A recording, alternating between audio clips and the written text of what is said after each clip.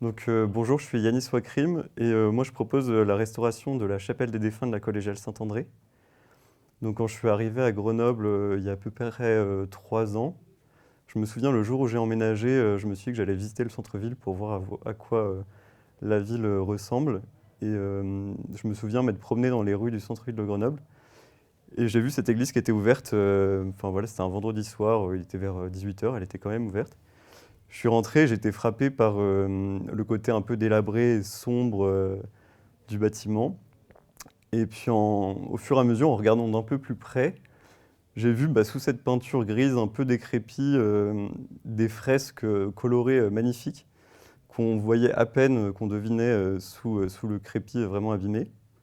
Et j'ai vraiment été frappé par ces fresques. Ensuite, j'ai appris qu'elles dataient de différentes époques, donc du XIVe siècle, l'année de la construction de la collégiale, mais aussi du XVIIe siècle, du XIXe siècle. Mais aujourd'hui, malheureusement, enfin, on les voit à peine. Il y a un éclairage qui est affreux, il y a des pierres qui tombent. Donc l'idée, ce serait de redonner un coup d'éclat à ce bâtiment historique qui est un des rares témoins médiévaux de Grenoble. Euh, donc je pense que le budget participatif, c'est le bon endroit pour le faire. Donc ce que je trouve chouette avec ce budget participatif, c'est qu'il y a plein de projets qui visent à construire de nouvelles choses à Grenoble.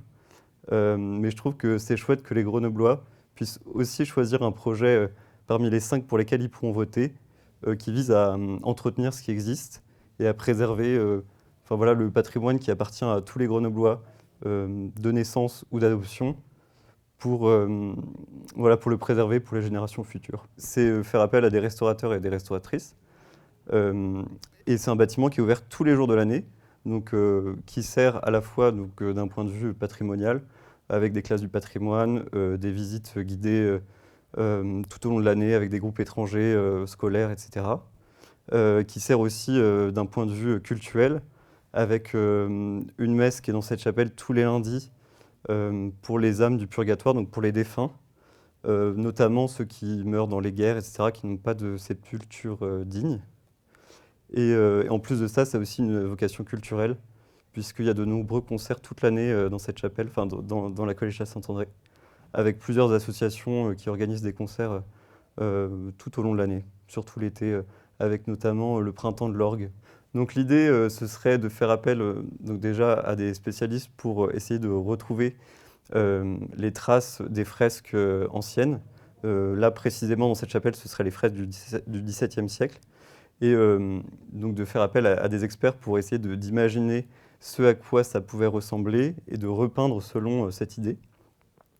Ensuite, c'est de restaurer les vitraux du 19e siècle qui ont été faits par un vitrailliste grenoblois qui s'appelle Lucien Bégul, et aussi de faire appel à des tailleurs de pierre pour restaurer tous les détails sculptés qui ornent la chapelle et qui sont aujourd'hui dans un état très critique.